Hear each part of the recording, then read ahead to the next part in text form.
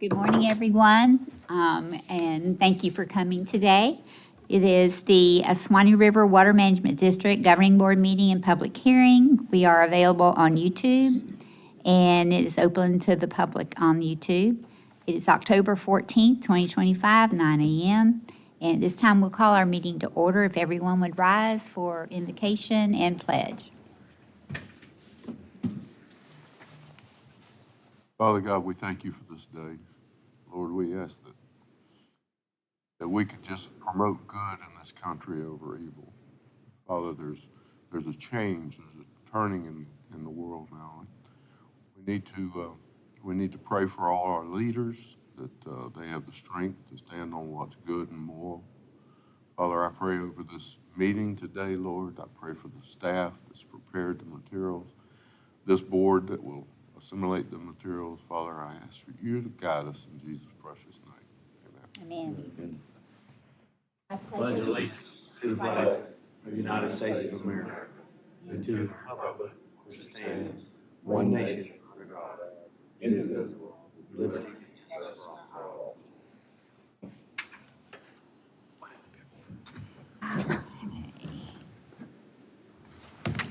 Mrs. Robin, would you like to do our roll call, please? Chair Johns, Here? Mr. Keith, Here. Mr. Schwab, Here. Mr. Smith, Here. Mr. Sessions, Mr. Thompson, Here. Mr. Lloyd, Here. Mr. Wheeler. Here. Madam Chair, we have a quorum. Thank you. Are there any amendments to our agenda? No changes or amendments to the agenda. Thank you. Is there a motion to accept the agenda as written? Made that motion, Madam Chair. Second. We have a motion and a second. All in favor say aye. Aye. Those opposed, like sign. At this time, we'll open the floor for public comment. I don't have any up here on the desk. Is there anyone in the audience that would like to do public comment at this time? Okay, there being none, we'll close public comment, move on to our consent agenda. Is there a motion on the consent agenda? So moved. Second. We have a motion and a second. All in favor say aye.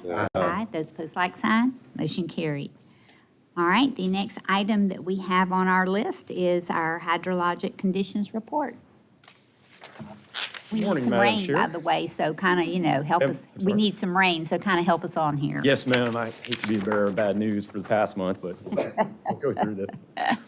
Thank you, Madam Chair and members of the board. I'd like to present the hydrologic conditions report for September 2025. I'd like to thank Katie McBride for sending over this great picture of Allen Mill Pond. This is a spring run just down from the head spring. She was out with some water quality contractors not too long ago on a site visit, actually probably the last week of September. And she mentioned how the water conditions looked awful low out there in her email to us. So I thought this was a good picture and very indicative of the conditions that we were looking at for September.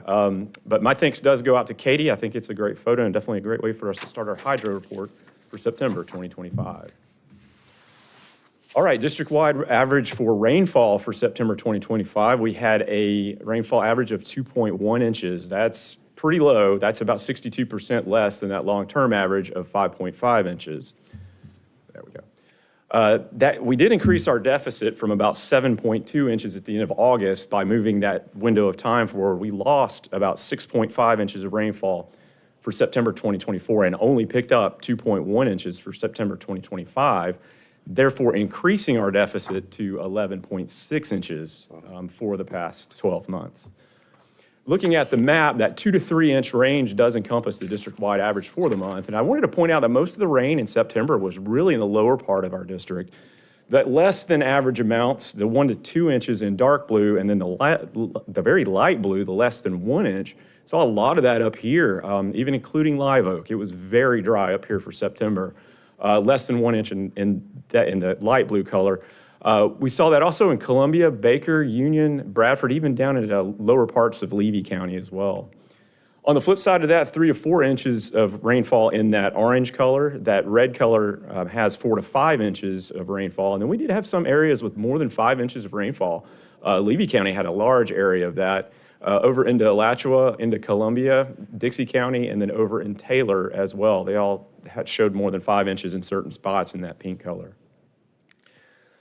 So just how dry was it? This is the departure from normal precipitation. This is from the 1st of September through the 30th. And what really sticks out to me is this big red blob right here. going down into our district, into Suwannee County, Columbia County, Hamilton County, even in South Georgia, and then over to western part of Jefferson County. Oops, let's go back. That is actually 4.5 to 6 inches of rainfall deficit that we were seeing in our district for the month of September. Other categories included the light orange color in the southern part of the district, which was 1.5 to 3 inches of rainfall deficits. 3 to 4.5 inches of rainfall deficit was seen in the kind of northern part of our district as well. The yellow color was breaking even to about 1.5 inches of rainfall deficit. And then we did have a couple of areas, one in Levy County and then one small one in Taylor County, of rainfall surplus. It was just up to about 1.5 inches of rainfall surplus just in those small areas. Other than that, our district really struggled with rainfall for the whole month of September. Let's get a little bit closer to time. This is from this past Sunday. This is from the 13th of September through the 12th, which was, like I said, this past Sunday. This is departure from normal precipitation. This is, our district is still looking at rainfall deficits, anywhere from 0 to about 3 inches of rainfall deficit, really blanketing our district. As we start to move down south, we do see in Levy County 3 to 6 inches of rainfall deficit in the southern part there. Taylor County, once again, is kind of a little bit of an anomaly, seeing anywhere from breaking even to about 3 inches of rainfall surplus just in that area. It looks like they got a little bit of rain within that 30-day window of time.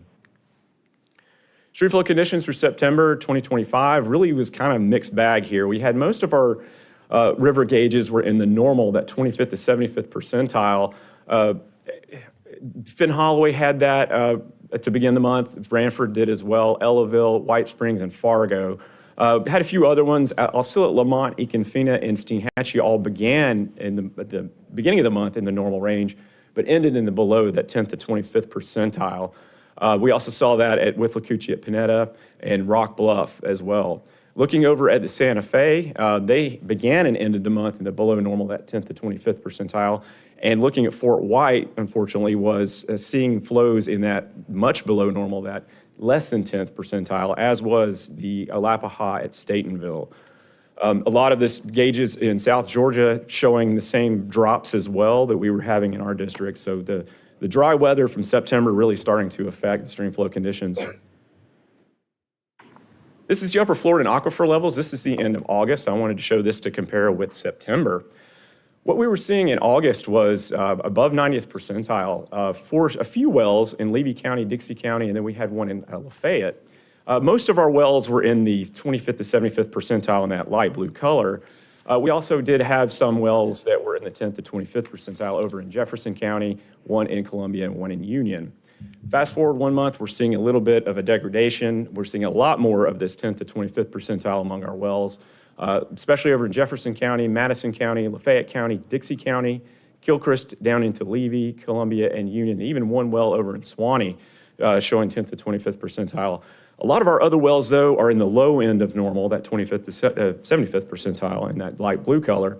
But we did have a couple wells that they're still falling, but they were in that 75th to 90th, one in Suwannee and then one down in Gilchrist as well. So starting to see some of those dry conditions in our upper Florida and aquifer levels for the end of September. U.S. Drought Monitor, this was released last Thursday, October 9th. We have 3 different categories in our district currently. As we go to the south, Dixie County over into Gilchrist into Alachua are all showing abnormally dry, that D0. As we move up to the middle of the district, we are seeing a more moderate drought, that D1. And D2 is a severe drought that we're seeing up in the very north of our district from Jefferson County, Madison County, Hamilton County, northern Suwannee, and over in western Columbia. I did want to mention that we are keeping an eye on this. We do have a water shortage scorecard that we are filling out every week. We are coordinating closely with the other water management districts in case they're having any issues and they're going to go into any sort of water shortage orders or anything like that. So we're definitely keeping an eye on this. I do look at this to be expanded this week. As we've seen, it's still very dry out. Not a lot of rainfall on the radar coming out for the next week. So I do look for a little bit more degradation when they come out with this map this coming Thursday. I did want to mention also, as far as our climate is concerned, this past Thursday, we are now under a La Nina advisory, and that's going to be probably a short-lived La Nina according to the probabilities. It looks like that's going to carry us through the end of the year, and probably at the beginning of the year, anywhere from January through March, it looks to be about a 55% chance of us reverting back into those El Nino Southern Oscillation Neutral, the conditions we just came out of. But we'll have to kind of wait and see if that changes when they come out with their updates, but it does look to be a little bit of a short-lived La Nina. So I did want to show this. I thought this was a great graphic here. What is exactly a La Nina? Well, what happens during a La Nina is you get some high pressure blocking the polar jet stream, and it kind of hangs out in the mid United States. So in our area, we end up with warmer and drier climates during this La Nina. They get mainly drier over in the Southwest. Up near the polar jet stream, they get wetter and then colder up north of that. But for us to expect drier and warmer conditions is what seems to be the average condition for a La Nina in our area. And I thought this was a good visual to show the board. With that said, National Oceanic and Atmospheric Administration's seasonal outlook for October through December does have us with equal chances of either normal, above normal, or below normal rainfall. It's kind of one of those things, their models aren't picking up anything Kind of covering the bases, right? Yes, sir, absolutely. Something's going to happen, right? Something will happen for sure. But as you go down into peninsular Florida, they are leaning above normal for rainfall probabilities for October through December. With that said, too, the October through December normal temperature probabilities do look to be above. I think we're about a 40 to 50% chance of above normal temperature, where we are slightly higher as you go down into the southern part of Florida.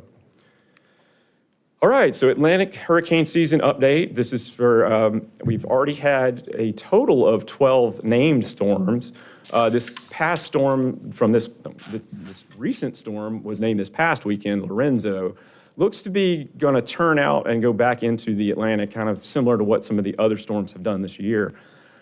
I did want to mention they've predicted 13 to 18 named storms. We've had 12 so far, so we're getting close. Hurricanes, we've had 4, and those hurricanes are Aaron, Gabrielle, Humberto, and Imelda. And out of those 4 hurricanes, we've had 3 major hurricanes, and that's Aaron, Gabrielle, and Humberto. And they have pretty much predicted right on for the major hurricanes, the 2 to 5. We're right in that range right now with the 3. So Atlantic hurricane frequencies, I wanted to point out we're pretty close to October 20th, which is good. We've made it past the climatological peak, which was September 10th. We do see a small minor peak on averages for hurricanes come later October, so we could see a bump up in activity in the Atlantic. But we're slowly making our way toward the end. We've still got lots of hurricane season left, so we definitely don't want to let our guard down as of yet. All right, our September 2025 summary, we have a rainfall amount of just over 2 inches, about 2.1 inches, representing 62% lower than that September average of 5.5 inches. As I mentioned, we did have a deficit at the end of August of 7.2 inches. We did increase that quite a bit by not gaining that lost rainfall from September 2024. So now we're up to 11.6 inches of rainfall deficit.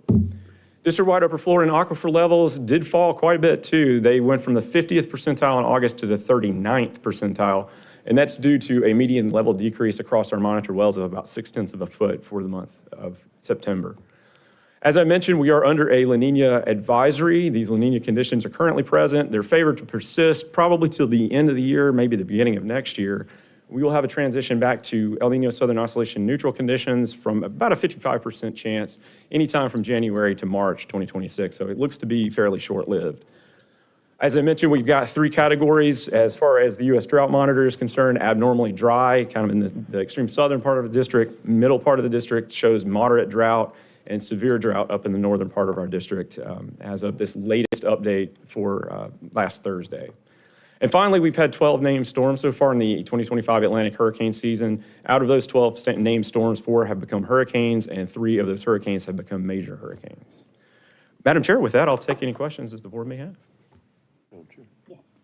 Robert, on the monitoring wells, way back in the beginning, it was talking, where we enter the month and we exit the month. The little round circles. Yeah. Up there at the center, I guess, at Stateville, entered and the well above and came out, what would cause that drastic of change in 30 days? Madam Chair? South Georgia actually, I think in August, got quite a bit of rain. And if I remember correctly, when I showed this for August, I think a lot of their not wells, but their river gauges, especially in the Alapaha, were pretty high. And that was to end the month of August. So you've got one day between August 31st to September 1st. And so it's going to continue to be high, but it's just been so dry up there. And we can kind of see that here as well. They're upwards of 6 inches of rainfall deficit, so that's kind of what's caused that. Was that 2-category degradation? I believe it is. Yeah, well, yeah, actually about 3-category degradation, almost 4. So it was just all because of the centered rainfall that they got, bumped it up, and then toward the end of the month they dried out. Sure. Yes.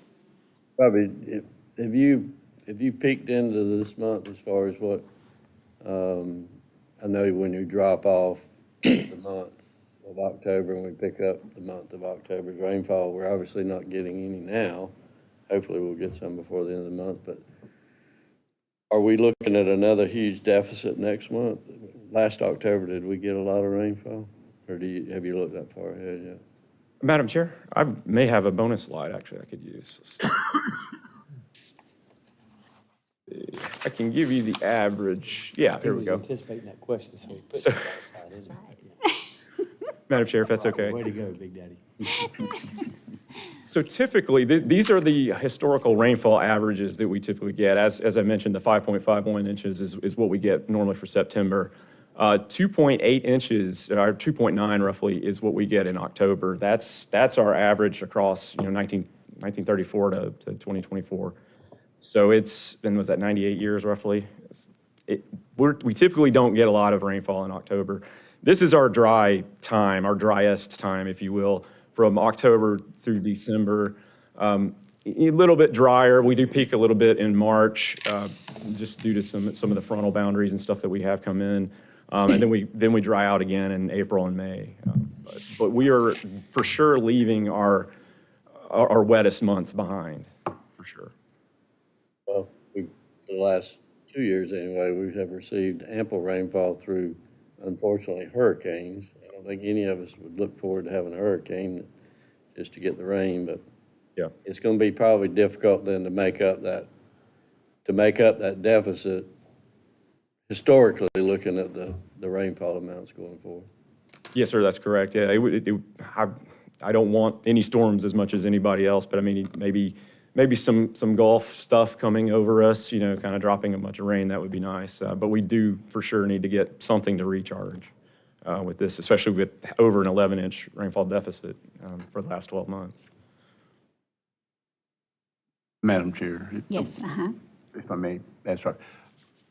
Robbie, can you tell the board, when was the last time that our groundwater levels were in the range that, we're looking at now?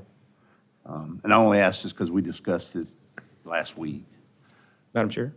Yeah, sure, I can do that. So back in June of 2023, I was looking at doing the water shortage scorecards that for basically the first time I'd had to since I assumed this position. We had a groundwater level on June 11th of 2023 of 35.8%. We're about 36%, 36.8 I think it was as of yesterday or Sunday. That's when that ran. I did another reference too, just in case anyone's interested. So June of 2017, the last time it got really dry before, I believe that was Irma came through, we were at 27.2. So we've been down there before, for sure. but that was in June. That was in June 4th of 2017. But both of those were June, Yeah, where you had the Yep. rainy season ahead. yeah. That's correct. We're at this point. That's with correct. 7 months of moderate ahead. Yeah. What's the prediction on that? Madam Chair, unless we start to get something, now we've had some rainy Decembers before, for sure. We've had some flooding around the district before, just some of the frontal boundaries that come through. There is always a chance that we could have that. If we continue on this path, it's not going to bode well for spring, for sure. But what they're seeing, let's go back here. So yeah, precipitation, they're kind of throwing their hands up saying, yeah, not sure. We'll get a new one of these. This has got a little bit of age on it. I think it's usually the second or third Thursday of the month that they come out with this. Chances are we could see maybe it bump up to above normal, but with it being a La Nina, I just couldn't see it. Okay, let me reword it a little bit. At what point from here forward with your scorecards are you looking at taking some action? I will recommend, so as I mentioned, we're also working with the other water management districts. Some of them are in the same boat as us. I know, and I can actually show that as well. Northwest is looking pretty dry as well. And I've been in coordination with them over there. They're not currently going to do anything, but they are closely monitoring just like we are. St. John's has had some rain, and they're not really considering any actions at this point. Southwest, I believe they're going to talk about a phase one, which is, I believe, voluntary. But I'd have to check when they take that to their board in November. And South Florida has just one area out there in one of their aquifers that's under a phase four and has been under phase four since, I believe, May. We're working with them, and if something happens that folks around us start to go into those phases, we will do that as well. I will bring that to management and say, hey, it's not raining. We need to consider some further action. And that could be in the coming weeks. I mean, unless we start to see some more rain, I could see probably bringing my opinion to management saying we should probably pursue this. But we are kind of working with the other districts too. 36 will fade pretty quickly if we don't get some. Sir. We don't want to get below, so groundwater is kind of one of the big triggers for us. We don't want to get below that 25th percentile. If we start to get that low, that's kind of out of the normal range. That's when we really consider, hey, okay, we need to definitely do something here. As I mentioned, we're about 36.8, I think it was, as of yesterday. So we're still kind of there, but we're definitely being cautious. Robbie, what was the percentage? And in one time that I know of being on the board, we did issue some water shortage alert. And what percentage were we when we did that? Gosh, let's see. I may have something in here about that. I know we for sure did that back in 2012, and it was like the 1 percentile. It was really low. Let me see if I've got some. If not, I could dig that up for you. Yeah, that's 2012. All the ones I have are from 2012. I believe you're referring to around 2017 or so. I think it probably pre-Irma. Yeah. Let me do some research on that, and I can find that out for you. I don't have the articles printed out, but I think I do have access to that. I just wondered what that, because that was definitely a trigger. So I was Yeah, just kind of. and so it would have been close. It would have been close to that 27.2, because I think they saw that we were about to go just below that 25th percentile. Because if it was 2017, this was June 4th of 2017, so it was well before Irma. But yeah, 27.2 is what we had, so I'm thinking it's probably around there. But I can dig up that actual. That's all right. Ball game, our ballpark is fine. Thank you. Sure, no problem. Madam Chair, I got one other question. And Robbie, you may or may not know the answer to this. Because of the previous, it sounds like the last two situations we had were in June. And perceptually, I would think that in June, we would have at least average or above average pumping from our ag producers. Is that the case in October, November, December, or would it tend to be below average? I mean, or is it pretty constant all the time? Madam Chair, could I call on you? Would you potentially know? Madam Chair. Yes. Yeah, Mr. Thompson and certainly Caitlin with our HDS support could speak to this as well. But typically, this time of the year, because you don't have producers that are actively growing, you don't have a large number of producers that are actively growing crops. Irrigation requirements are diminished.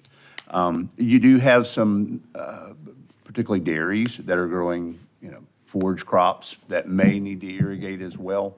And then some of those cattle operations that may need to get a winter forage germinated and started, they would typically irrigate. But nothing like you would see in the springtime from an irrigation demand perspective with that going forward. So, as far as the irrigation need this time of the year, it's generally reduced to that extent. I would offer that relative to the water shortage declaration, and my memory is not foolproof by any means, but as I recall, for the Suwannee District, the only declaration that I recall was in 2012 at that time, and that predated the first Hurricane Debbie, I think by about a month. It was Hurricane Debbie and Hurricane Beryl that came through and changed that. And Robbie, I think we talked about this last week, but looking at where our groundwater percentages were at in that timeframe, and that was June, whenever those changes, the declaration was made by the governing board in May of that year. January of that year had started out, I wanted to say, if I recall the conversation that we had, and Amy, you may recall this, it was in like the 29th percentile in January of that year. And then it diminished. Of course, we have our spring crops growing and irrigation, and it was a drier time. It was a drier period that year from a rainfall perspective. And it had dropped down very low. Hydro report that I saw from 2012, I want to say it was just, it was the one that actually was written about Debbie during June, but she had mentioned, the former hydrologist has mentioned that it was literally the 1 percentile across the district. I mean, it was low. We had wells hitting all-time lows. It was crazy. It was like 82 wells or something. That number's probably not exactly right, but I know it was 80-something wells were hitting all-time lows. So it was a time for sure, but we're not there yet, but we are definitely looking at this and being very cautious, knowing that we'll be going into spring, and that's when, just like you said, that's when the pumping will kick up with some of the growers. And to Mr. Charles' point, that's why we are monitoring it now.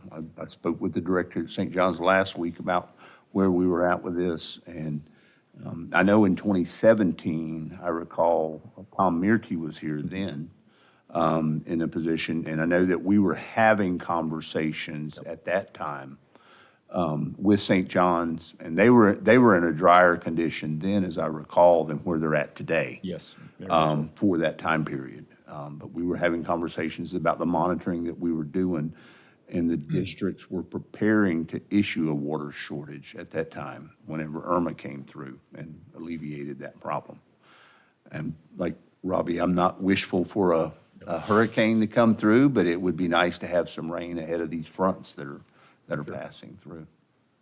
Madam Chair, in addition, next month, we'll be moving into the one day a week irrigation as part of it. We maintain an irrigation restriction all year round, and so next month would be with the time change where you toggle back to one day a week irrigation. Right, it should be around November 2nd, whenever the time changes. I keep that section in the hydro report in the memo. So And these are that'll all be the updated. urban irrigating, All landscape irrigation all would be. landscape irrigation, okay. Refresh my memory, but Debbie and, what month did she come in? What, those storms came in? Debbie was June. Into July. So that was late. Yeah, that it was- time of storm. First Yeah, Debbie, true. Debbie, yeah. Debbie number 1, I think, it had to been June. I think it was late. Yes. into July. It was late was. June. Late June. Late June. Okay. And it was very interesting because we were going very dry at that point, and it's like it turned the faucet on for us, and we haven't really had many issues since then, 2017 being, I guess, the other kind of anomaly, but I guess it's cyclical. So, any other questions for Robbie? Okay. All right, thank you, very Madam much, Chair. sir. All righty. Do we have any cooperating agencies or announcements? Yes, ma'am, we do have a couple of cooperators with us today. Mr. Green was here earlier, but I see that he has left. The board included his item under the consent agenda. That was item 16 for a conservation easement. Okay. Looking to develop that in the future. And then we also have Bill Palmer and Shane Wellendorf here from Tall Timbers. They are here in reference to item 23, which is a conservation easement amendment consideration by the board. All right. Appreciate them being here today. Thank you for coming. Tom, do you have anything for us today? You want to comment about his? I do. Okay. Tom, what time was your time going to start today? I'm just curious, did it start when you left the house or when you arrived here? Okay, I appreciate that. Thank you, Don't guys. require validation. I'd like a detailed time sheet there when you get a break. Appreciate it. Thank you, sir. I mean, I was on time.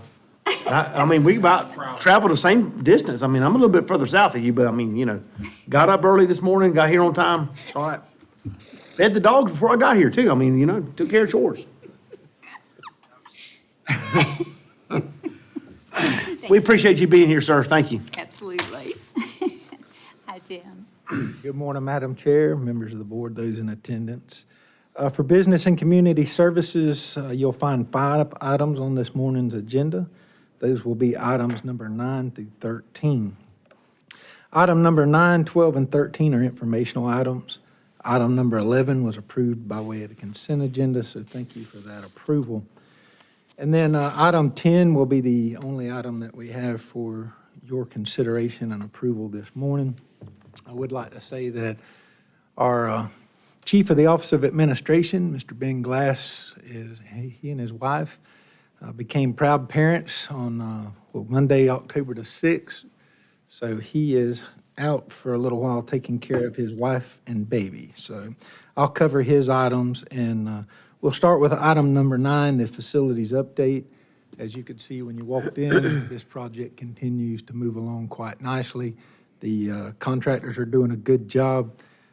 They are on time, and more importantly, they remain on budget. So, and then the next item would be item number 10, the declaration of surplus property and disposition. This item is found on BCS page 1. Due to multiple factors, which include changes in technology, equipment capability concerns, high maintenance cost and wear and tear over time, various property items owned by the district become functionally obsolete each year. Section 274.05 and/or 274.06 of the Florida statute recognizes that the property items become functionally obsolete and provides a process for declaring these property items as surplus and approve the disposition of this surplus property. This recommendation authorizes staff to dispose of the attached surplus property items by either trading them for new items when they are purchased, offering them to other governmental units within the district, offering the property to private nonprofit agencies as defined in subsection 273.01, subsection 3 of the Florida statutes, by auction or disposing as scrap.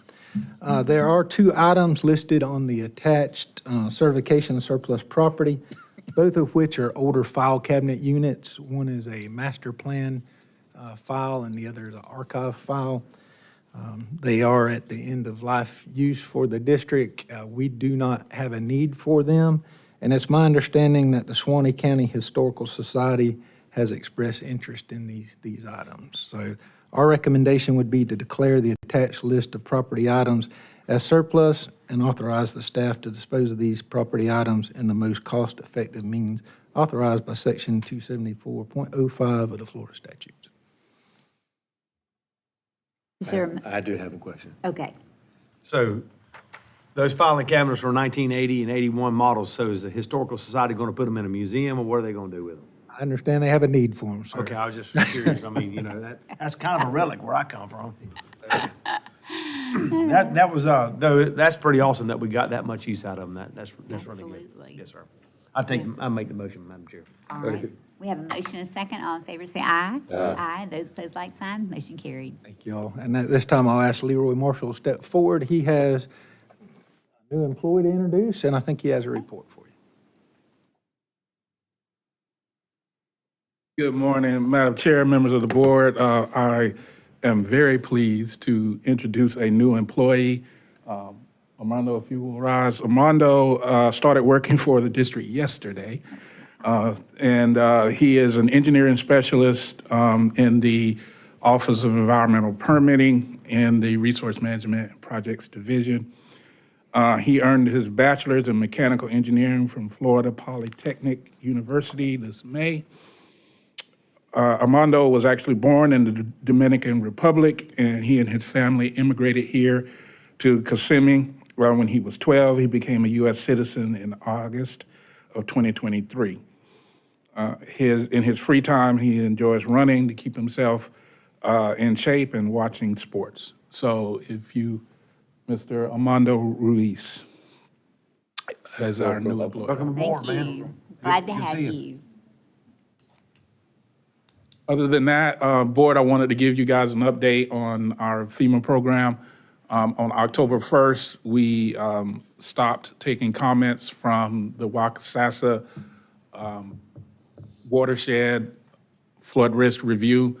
I don't have a total number at this moment, but I think we're around 100, 115 comments. We're going to take those comments and address those comments with FEMA. We did get also a comment from Levy County. We're going to take that comment as well. We did a unofficial survey by talking to people during the last couple of days on issues that they were having, getting on the map or providing comments, and we were able to take those comments as well. So we will be doing a reevaluation of how we do the flood risk review over the next couple of months. And if there are any changes, we'll come back before you with those changes. Okay. Good. Any questions for Leroy? All right, thank you, sir. Thanks, Tim. All right, Ms. Caitlin? Good morning, Madam Chair, members of the board. The Division of Outreach and Operations has 12 items for your consideration today. Item 14, 15, and 24 are for informational purposes. Items 16, 17, 18, and 19 were approved on consent, which we appreciate very much. Thank you. And I will be presenting the remainder of the items.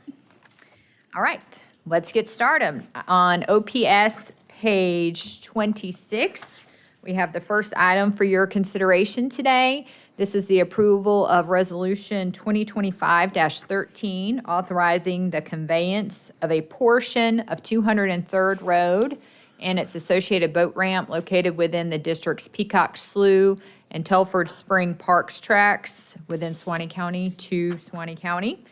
These tracts, which Tyler, if you want to pull up the map, have been acquired through various acquisitions starting in the early 2000s, with the portion shown in white acquired in 2022. Through the various acquisitions, and from the most recent one, found that the district owns the portion of road known as 203rd Road, shown in purple. There's a boat ramp at the end of that road, as indicated by the icon in blue at the bottom. Suwannee County has maintained that road, that portion of the road throughout to the main grade at the top since for many, many years, for many decades, including throughout various ownerships of those tracts. The district desires that Suwannee County continue to maintain that road, and to facilitate that, requests conveyance of this portion of road to Suwannee County. We have requested permission from DEP relative to the portion of road within the Telford Springs tract, because that was purchased with Springs funding, and they have granted the necessary permissions.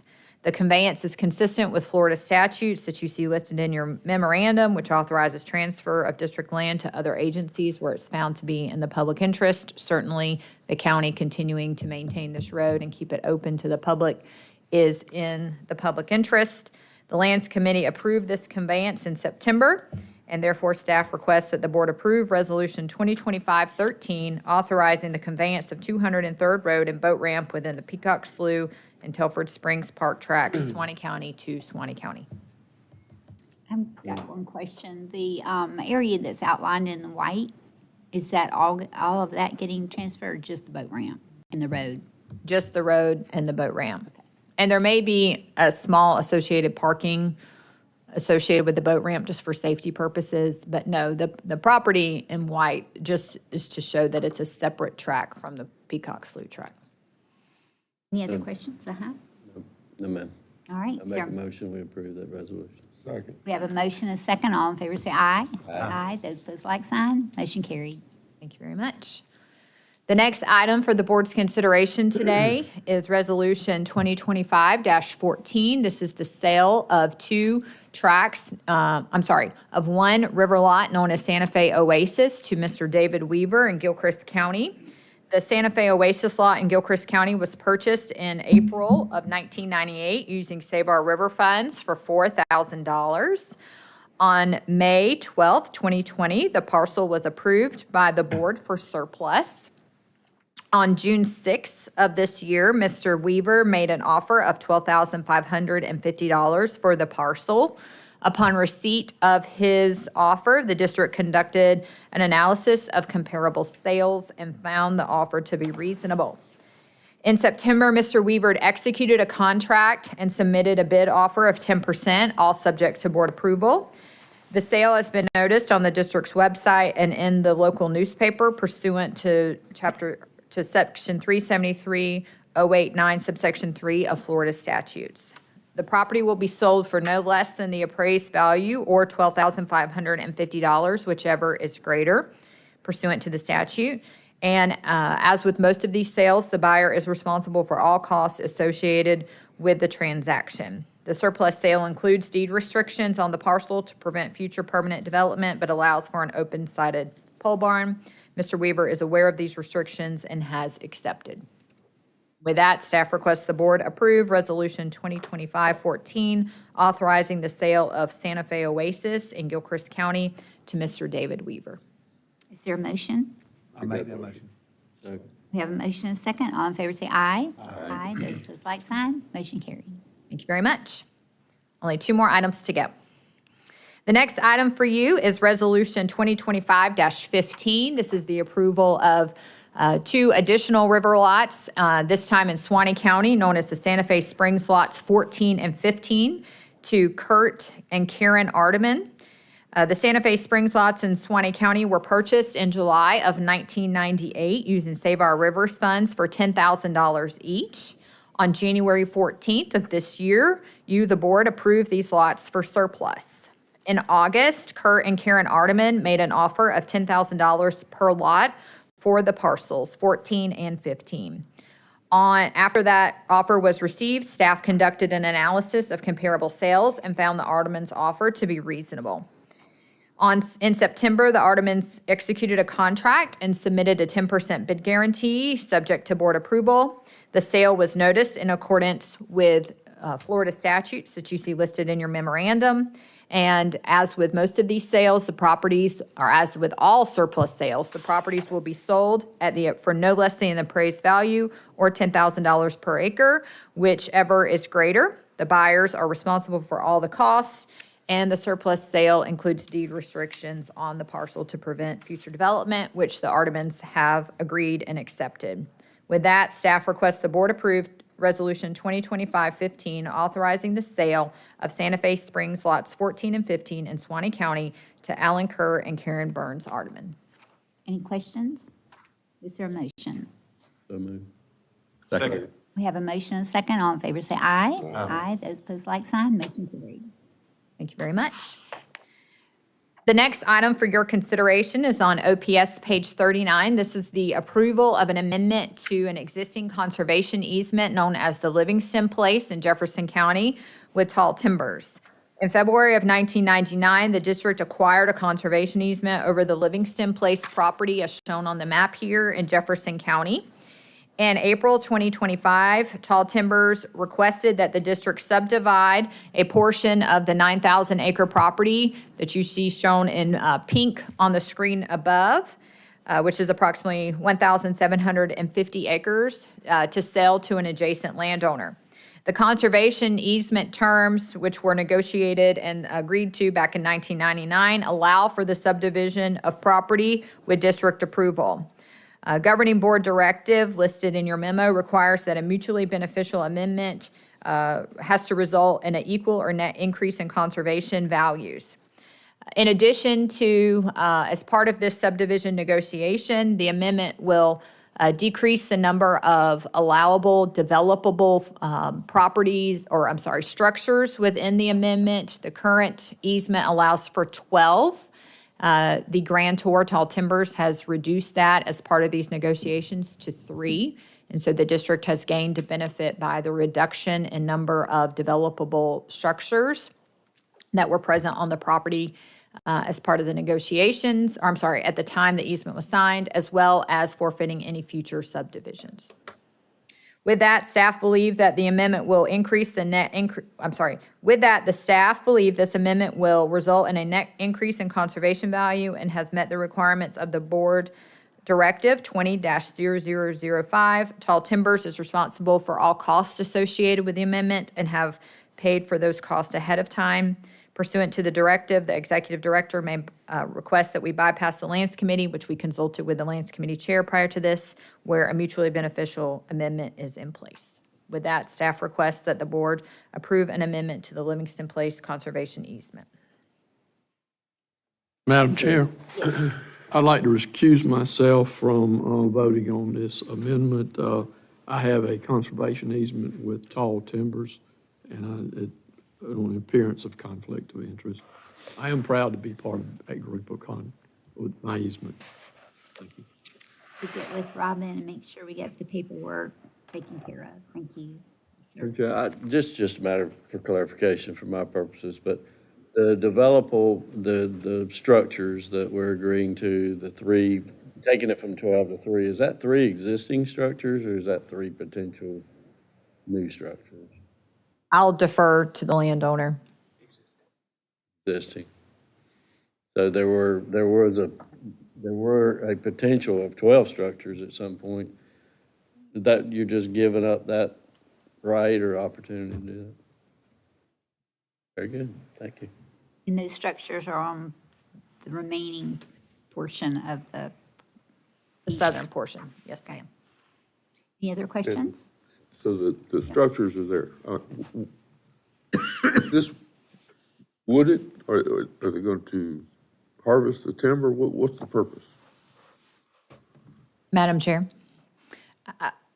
I would let the landowner answer that because it will be, their terms have to be consistent with the existing agreement. The land use terms have not changed at all.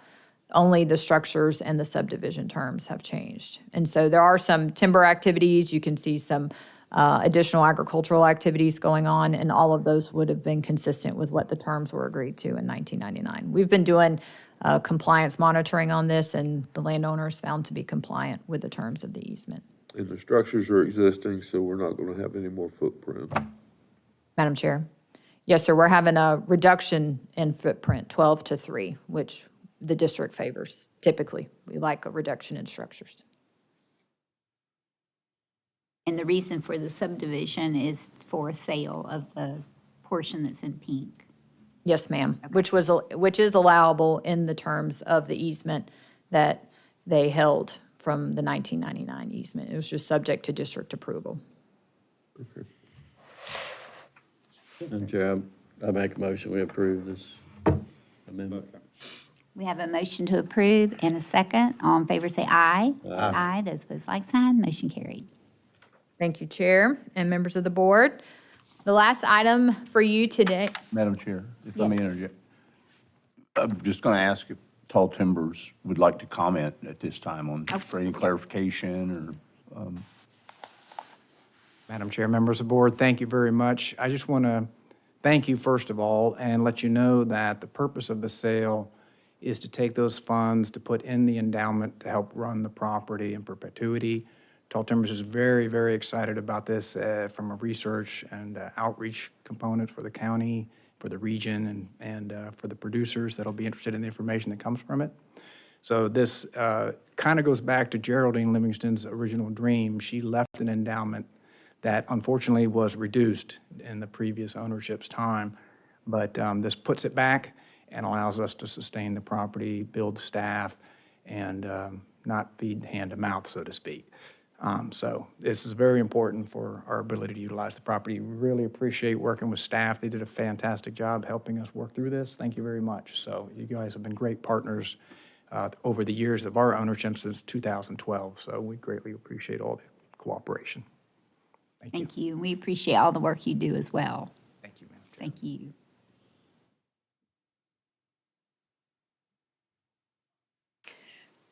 All right. The last item for the board's consideration from our section is the authorization for the executive director to execute an agreement for the Florida National Scenic Trail with the United States Department of Agriculture Forest Service Program. The Florida National Scenic Trail, also known as the FNST, was designated by Congress as part of the National Trail System in 1983 by amendment to the 1968 National Trail System Act.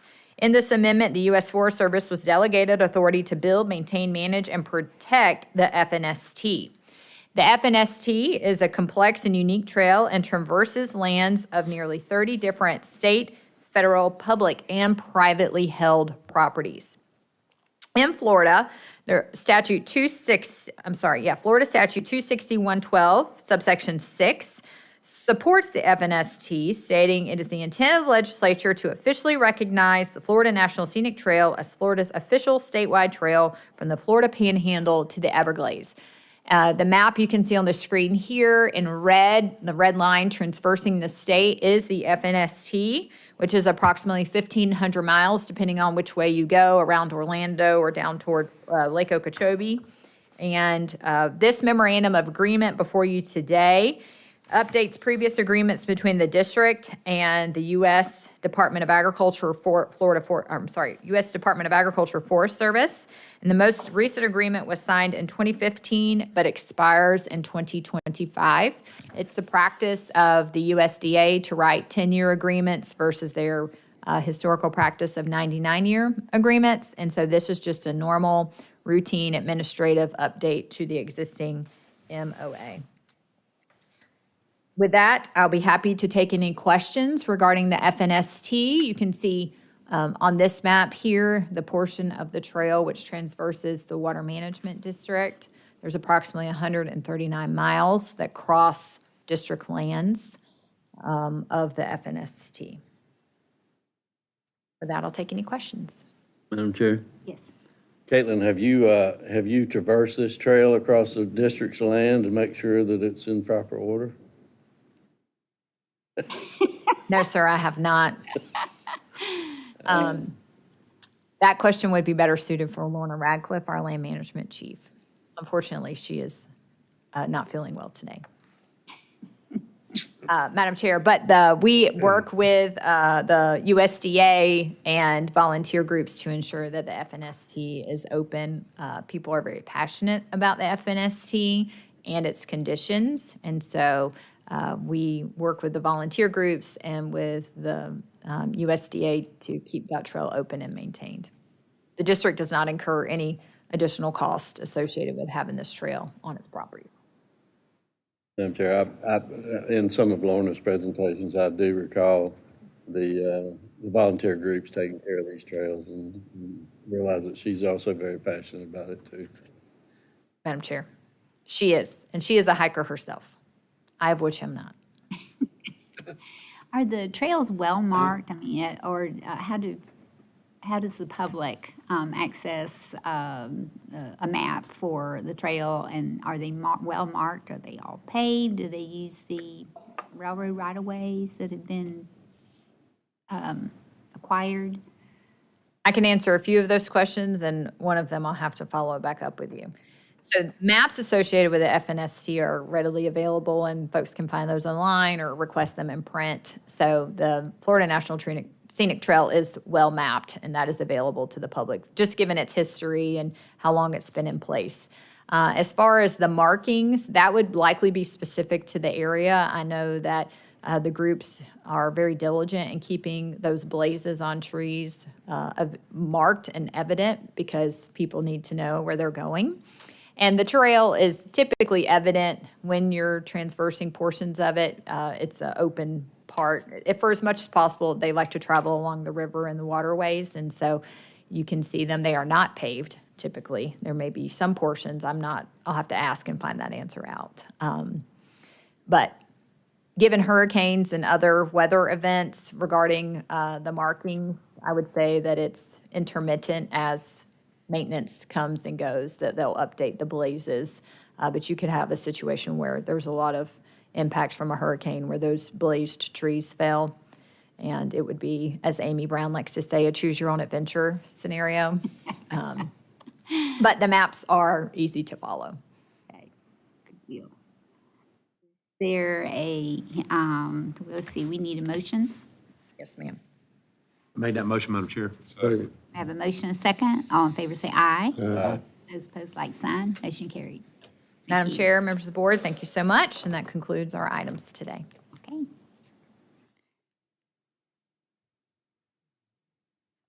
Good morning, Dr. Brown. Good morning, Madam Chair, members of the board. Water Resources Division has just 3 items for you today. Item 26 is just a brief update by me. Item 27 will be presented by Dr. Sean King. And then thank you for your approval of item 28, the 5-year Water Resource Development Work Program. That's a required document every year that basically takes the projects from the budget and conveys them to DEP for their review. So I plan to bring back to you next month a little bit more substantive items on the Lower Santa Fe. For this month, we continue to collect data and track water conditions. And we'll look forward to bringing you more items. Next month, we'll be in contact to just give some information or answer questions once that data becomes available. So with that, unless there's any questions for me, I'll hand it over to Dr. King for the priority list. Any questions for Amy? Oh, okay, Doug, thanks.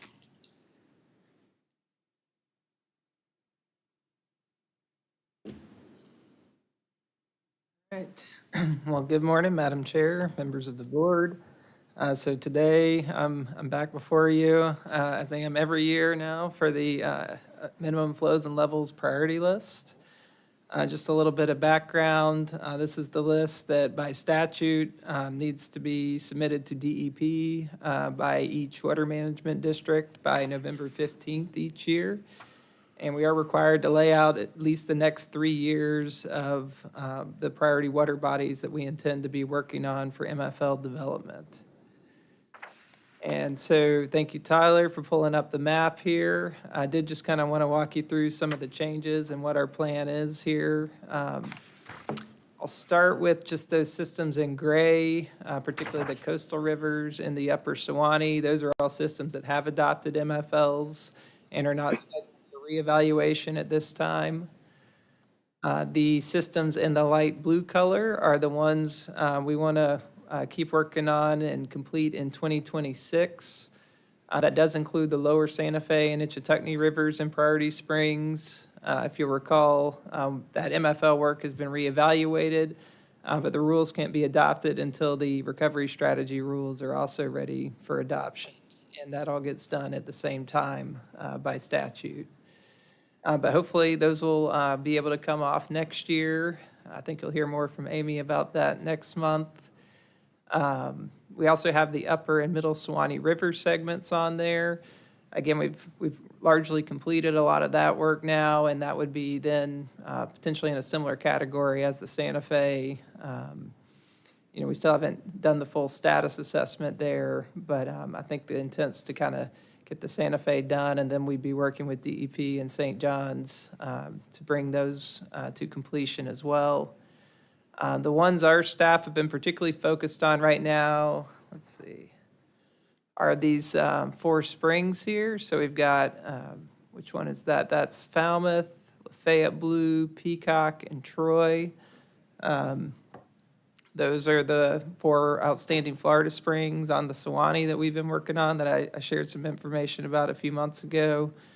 We are hoping to complete all of that work next year. And then in 2027, we'd be working on the Withlacoochee, or the lower part of the Withlacoochee River, and Madison Blue Springs reevaluation, which is in the yellow color there. There's the dot. And for 2028, the plan is to then come back to these springs along the Upper Suwannee, which include ones like White Sulphur Spring and Suwannee Springs, that have had some work done on them in the past, but I guess the intent is that we would have better developed springs MFL metrics by that time that have been fully peer reviewed, and then we could start applying those more broadly, and we would be working on those ones along the Upper Suwannee and trying to complete those in 2028. We do have several other water bodies on the list in this after 2028 category in the kind of salmon color there. Many of those are either first magnitude springs or second magnitude springs on public property, which are required to be on the priority list. Again, we're kind of looking to have better developed springs MFL approaches, and then we would start kind of tackling each of those.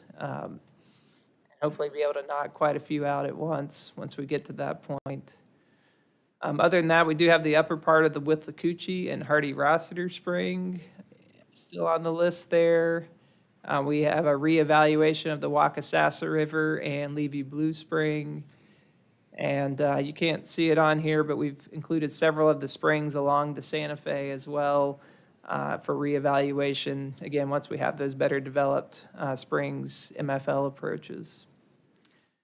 Other than that, I did just want to mention we did add a spring to the list. We determined that Booker Spring, which is in Dixie County there, is a second magnitude spring on district property, so it needed to be on the list. We also decided to take 3 springs off the list for now. One of those is an unnamed spring up in Hamilton County. And then there was Rock Sink Spring in Dixie County and Bell Spring in Gilchrist County, which all appear to be third magnitude springs based on all the data we have.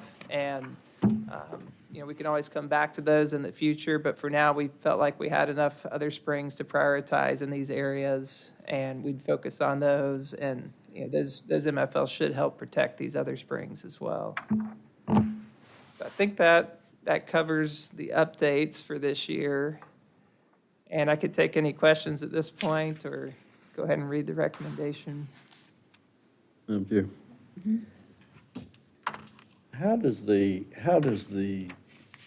data that's associated with, say, the situation we're in right now, where we have low aquifer levels, I'm sure the flows are, well, you look at the rivers and tell them the flows are down, the springs have got to be down. So how does that affect your data in developing the MFL itself? Madam Chair. So, for MFL development, we're really trying to look at longer-term data sets usually that would have some of these higher and lower water conditions involved. So that, when we're looking at how, lower flows or levels would affect the river or the spring, whatever water body it is, we would be able to look at that relative to what the typical fluctuations would be. We do tend to have a critical level for certain metrics, like the Sturgeon Passage is a good example. But in most cases, those are naturally, exceeded at times when we have a drought usually. So, that's kind of built into the process, and we're trying to not, have things get worse essentially, or get to some critical point where the sturgeon, population would be significantly harmed in that example. Again, it's kind of acknowledged there's going to be some years where those thresholds aren't met. We're trying not to have those exceeded significantly more than that. I don't want to put words in your mouth, but are you saying that the extremes are then maybe not relative, or they're not given a lot of weight, in other words, in the data itself? So if we had, like the 2 previous years, we've had high water levels with the hurricanes and so forth, well, that's abnormal. And now we're going into a drought, which is abnormal, but from an MFL standpoint, we're going on that average, right? The normal, what you would consider to be normal. Madam Chair, yeah, I think it depends which metrics we're looking at. We do have some metrics like for floodplain inundation along the Suwannee where, you need those high flows to happen a certain amount of the time. And then we have others like the Gulf Sturgeon Passage that are at somewhat of a lower level that, again, aren't going to be met some of the time also. And then we have some metrics that are kind of more in that average range. So I think it depends which one that you're looking at. And, part of our work is to pull all that information together so that when we do get into abnormal conditions, that information's available, for folks like the board here to look at that information and make decisions. But yeah, we would try to capture a range of highs and flows and average conditions in this longer-term data set that we use to develop the MFLs. And then we're kind of using that to then project out, moving forward, is there on average, so enough water being withdrawn from the aquifer that we're going to start to see shifts in those flows and levels in a way we'd be concerned about. I appreciate it. I'm just, you're dealing with something that is totally, I think, from my perspective, certainly, I can't get my head wrapped around everything you do, so I ask questions every once in a while, just trying to get a better feel for it. Thank you. Yes, sir. Nothing, I was just gonna ask, Sean, are you just, one of those, have to have all your ducks in a row and the time is very, you kind of get nervous when you kind of get close to deadlines and stuff? Are you one of those kind of guys?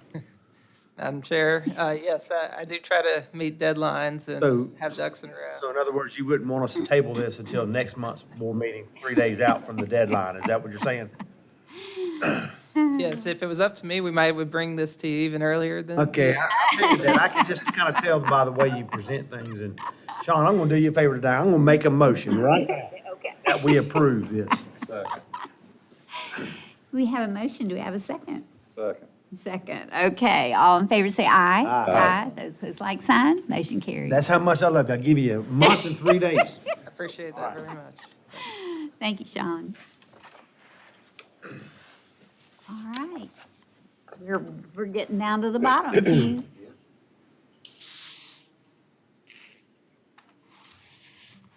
Over an hour. Wow. And next month, I know all of you, I believe all of you acknowledged it, that you'd received the notice that for next month's meeting, we will have the Lower Santa Fe and Itchitucknee non-regulatory strategy. We had envisioned that we would have that for this month, but we will be putting that on the agenda for next month and St. John's will be doing the same thing. So don't envision that next month's meeting, because Amy will be presenting that information, and don't think it's personally Amy, but I doubt we'll be getting out of here at 10 o'clock, or 11 o'clock by that matter, with it, so just be prepared. And we also will have a workshop relative to agriculture next month, and our directive for our agricultural cost share that we'll be bringing in. I did want to add something to the conversation. Warren sent this while Robbie was giving his presentation, and this is just a matter of information. Warren had looked it up while Robbie was presenting, but he says, of the 51 Upper Florida monitor wells measured between May 1 and May 15, 2012, 90% had levels in the lowest 10% of all records, considered extremely low. And that leads to that water shortage declaration in May of that same month with that. 84% had levels in the lowest 5% of all records. 43% had record-setting lows, and in the 12 months prior to May 15, 2012, 55 of 94 Upper Florida monitor wells reported low record water levels. I appreciate Warren coming up with that information and being able to look it up just to help inform the board. And if you all recall, that, at least in my 60-plus years, that was the the worst drought that we had had in my lifetime anyway, looking at what our groundwater levels had been. And it just shows the responsiveness of our system as to how quickly, granted, Hurricane Debbie of 2012 was some record rainfall that we had in our district, and Burrell contributed to that as well during that time frame. But it brought us out of that drought that had been about a 4-year drought, building up to that point with it. So Tim's already mentioned about the birth of Adeline Glass, so I did want to make sure the board recognized that. Mother and baby and Ben are doing well, so we'll envision she's ready to join this world. She came a little early, but she is doing very well along with Ben's wife Hollis. With that, Mr. Sessions was unable to be here today. If you'll recall, he did have knee replacement surgery after our last meeting, but he did come by last week. He's doing well. He is, with the knee replacement, he is getting therapy and having about as much fun with that as he could, he told me. So keep him in mind also. Next month, you'll see a little different configuration. You may notice that some of the chairs are missing over here. We're actually looking at having a smaller podium put in here and having this podium located over to this side so that whenever our public are commenting about a particular item, they can converse with staff about the item as it's presented. And so we'll have that as well as some of the other. Tim mentioned the exterior renovations. We're very pleased with how those are proceeding. Hope that you like the looks of it. We had a person stop by last week, a former staff member, and they looked at the building. They said, it looks like a brand-new building now with it. So we're very pleased with the roof replacement and then also the siding, and we'll continue to go forward with that. And I think, Madam Chair, the last item that I had, I just want to, our board meeting next month, I want you to be aware it will not be on a Tuesday. That Tuesday is Veterans Holiday, November the 11th. And so our board meeting will be on Wednesday of next month, the 12th. So just be aware of that, and I'm sure Robin will notify you and remind you of that day change for our board meeting. Last thing I just want to make you aware of, the latter part of this week, Thursday and Friday, I'll be out of the office. I will have my phone. I won't be taking my computer. My wife and I will be celebrating our 40th anniversary. Our anniversary is actually the 31st of August, but circumstances didn't allow us to take a little vacation, so we're going to do that at the end of this week. So, thank you. If you need me, I will have my phone with that. But other than that, Madam Chair, I'd be happy to take any questions. Any Madam questions? Chair, I don't know if this is for Hugh or for Amy, but with the dry conditions we're in now and the preceding 7 months, just how much does this hamper our recovery efforts on Lower Santa Fe and Isatoka? Madam Chair, I mean, I think the answer is what Sean was trying to talk through also is that it's in Florida, we're going to have wet times and we're going to have dry times. The goal of the recovery is to replenish the aquifer to provide more flow that would be available throughout the whole hydrologic cycle. So I think it doesn't change the need for recovery or the importance of the recharge projects or the importance of conservation. We have to make sure that we're putting that water in such that when things dry out, we're not exacerbating that dryness to cause significant harm with our water use. And so it just amplifies the importance of trying to identify options to recharge the aquifer and then also options to be as efficient as possible with water use. And I know that we're working on stuff with St. John's. Do we suppose that the location of recharge closer to these recovery areas will be more beneficial than just recharge?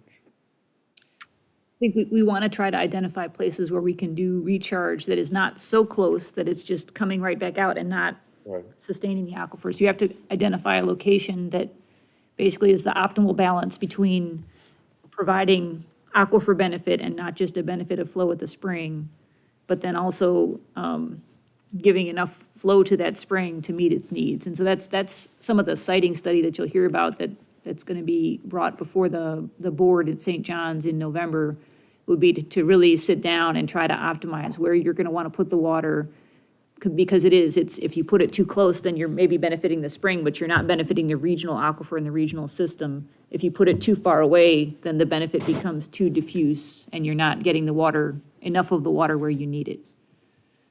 So it's going to be a balancing act, and then hopefully we can complement that with some projects here, but many of the projects we're looking at here, we're trying to capture the water when it's available. And so again, for those types of projects, you're going to want to get the water in the ground where it persists in the aquifer the most.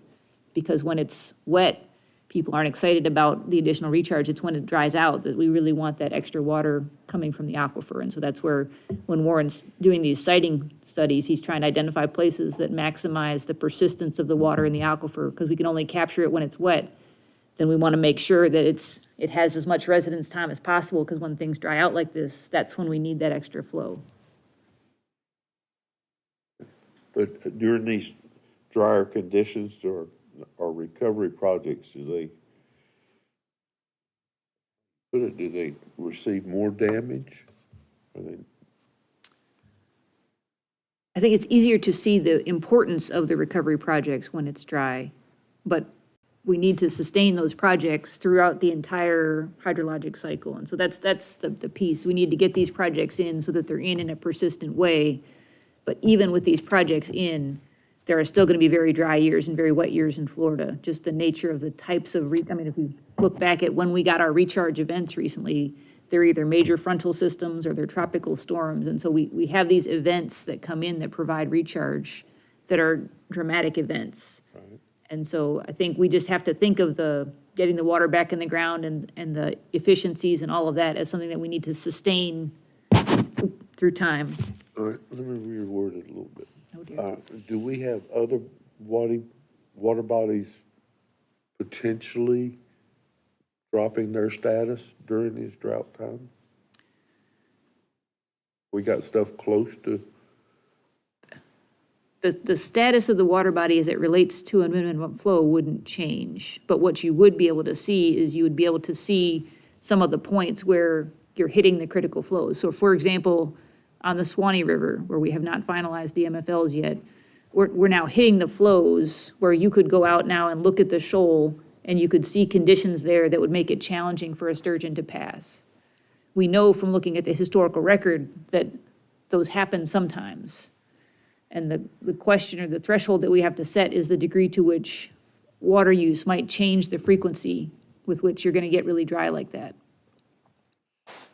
And so what we can see, the evidence that things are drying out. It doesn't change the status, but it illustrates why we need to do the project in the first place. I get that, but to my question, yes, then we have other water bodies that are getting into critical areas. There are other water bodies where the flows right now are the flows that we're worried about maintaining the frequency. Yes. I think from what I'm hearing, Amy, is that we're doing our best to maintain our minimum flows and levels in a natural state. And in the natural state, we're going to have drier periods and wetter periods. But we don't do a knee-jerk reaction on the dry periods. We don't do a knee-jerk reaction on the wet periods. But it's all part of the modeling to make sure that we don't get below the natural system and its needs. Is that kind of what we're doing? Right. So there are naturally wet and dry times in Florida. And as we're looking at minimum flows, we're looking at the degree to which the water use, the current water use and the projected water use will influence how frequently you hit certain critical flows. And so there will be times when we're going to hit those critical flows. Even if nobody was using any water, we would hit those flows. And there's a point where we don't want our water use to be changing that frequency beyond a certain amount. And so that's some of what we're looking at here. And so this event in isolation doesn't necessarily change the status of the MFL, but it is easier to see some of the critical thresholds now. Like you can see the shoals that are the problematic shoals when it dries out now because they're exposed. But again, I mean, that's why we're focusing on these long-term recharge projects, because you want that sustained flow to be there such that you have the water available when things dry out. But things are still going to dry out periodically in Florida, just based on the variability that we see here. Thank you. Any other questions? Mr. Keith, did you get your? No, and it's not about a quick reaction. It's about an urgency to the situation. Is everybody on board with the same urgency? Are they seeing a timeline where these other bodies could be into recovery? And not only trying to get Istatutney and Lower Santa Fe out, we're adding two. Does the state as a whole understand the criticalness of what we're doing? Maybe more appropriations into resources to move it along quicker. I know we can't change the nature of Florida, but we have to get our answers quicker so we can, and it comes with projects, but it comes with a big price tag. Mm-hmm.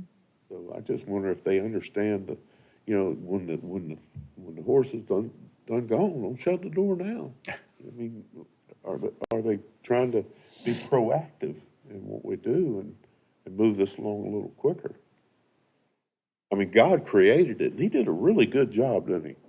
It's amazing what he can do, but we're mere humans, and we have issues with it. And Madam Chair, if I may add, with that, Mr. Charles, I appreciate Amy giving that explanation about the MFLs, and that we're gonna have floods, and we're gonna have droughts that are part of the natural system. And, and our challenge and directive is to, look at the permitting that we do here from a regulatory standpoint and determine that impact to there. And that's why several of you went on the tour that we had over with Clay County Utilities. But that's why the Water First project, to me, is really important in moving it forward, because that is a relatively consistent supply of water resource that can be utilized for recharge. And it's not necessarily directly dependent upon rainfall. We talked about pulling water off of the rivers if available, based on our MFLs, but pulling that water off at high flow conditions, well, that's going to be dependent upon rainfall. And so this would be a more consistent source of water. There's benefit to doing those other projects that you all have heard about in the past. But at least with this one, there would be a somewhat consistent, and that's part of our messaging to the legislature going forward with it. Madam Chair. Mm-hmm. That's interesting. How about the Black Creek project? We talked about that when we were over there. And that project is intermittent as far as the benefit goes, because it's based upon the high flow, Mr. Charles. So whenever that system has excess flow. Now, they cited that project in an area that's prone to flooding whenever they do get storm events in that area, which is great. That's what you want to do, because you're getting really kind of a double benefit. You're getting recharged for it, and you're addressing some flooding concerns. But it's been a successful project. So far, they have not, yes, sir. They have not had a ribbon cutting. They're in the process of doing that, but this system is coming online. I don't know if Amy knows any additional detail, but St. John's is supposed to be doing a ribbon cutting in the future on it. They've had to delay it a couple of times because of site construction with that. But I'll certainly let the board know whenever that event occurs, so that we can get the invitation out to our board members on it. And Madam Chair, in this instance, right now, this is an example where you have, in the St. John's district, they're having wetter conditions than we are. And so having a project over there that captures natural flows when they're available can be helpful, because in that instance, yes, they're doing a project that might capture flows when it's available in the St. John's, but maybe not in the Suwannee District. And that's an example of trying to have some of these other projects online, but it's not the sustained source of water that you might get from a project like the Water First project. And, Madam Chair, with that Black Creek project, with its recharge occurring at the Keystone Lakes region there, there's actually a benefit. I think it's 0.5 cubic feet per second. There's actually a benefit of that water making its way through the lake, through those sand lakes, and then hitting the Florida aquifer underneath. There's a benefit for the Santa Fe there for that. So that's one of the projects that you'll see next month identified in that non-regulatory strategy. But you'll see that project presented as that's one of the beneficial projects. Even though it's that far away, it's making it into the Florida, and it's helping offset some of that pressure from our water resources here. And it's great because, just like Amy said, they're wet over there. They've got flooding occurring in some areas there right now because of the amount of rainfall. South Florida's got a lot of flooding that has occurred relative to rainfall that was in that region. So the Black Creek project's really not even online yet? No, sir, it is taking water.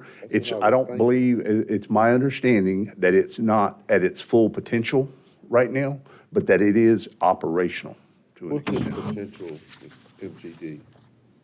Ooh, I'm not sure, Mr. Charles, as far as the actual pumping potential, I believe it's 8, but I can get that number to you. like 8 MGD? MGD, yes, 8 million gallons per day on average. And again, sometimes it's taking water, sometimes it would not be. And so that would be a long-term estimate of what the average would be. The volume all depends on the amount that can be processed.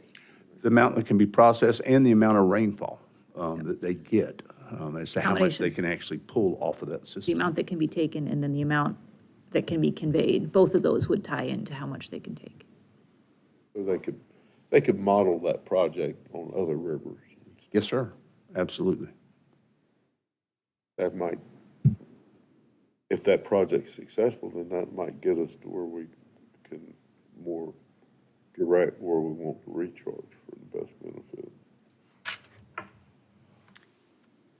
I've got a question. On our Water First project, obviously, it's going to be very expensive. Can you give us an idea of the support that, financial support that might be, I mean, has Tallahassee, do they like the project? Are they supporting the Water First project? How are we in funding? We're beginning to have those conversations, Madam Chair, with our legislators. In fact, I'll be having some of those conversations this afternoon and then next week.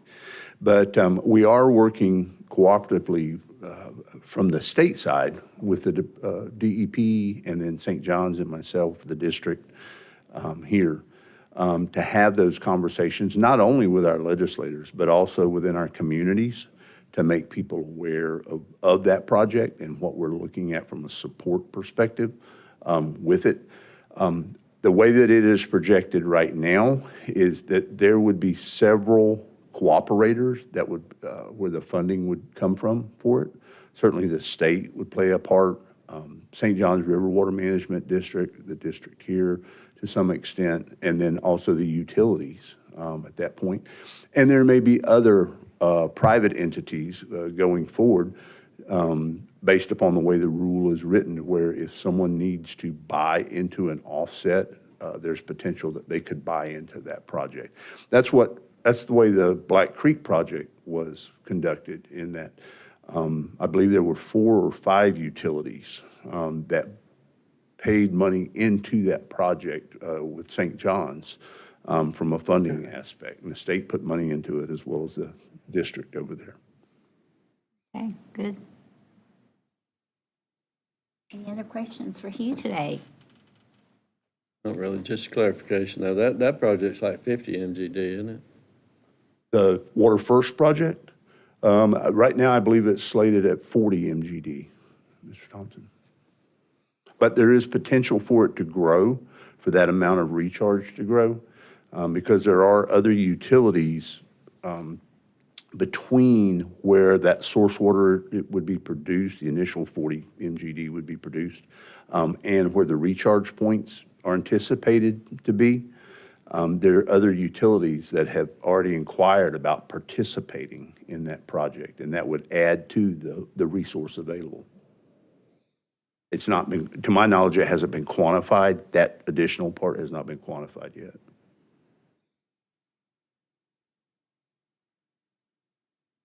Any other questions?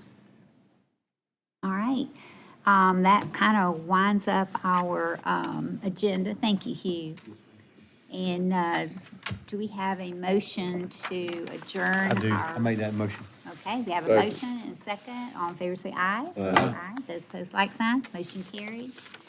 We did have a workshop, but that one is going to be moved to November. So do we have any other business today? Okay. All right, guys, that winds us up. Thank you for coming today.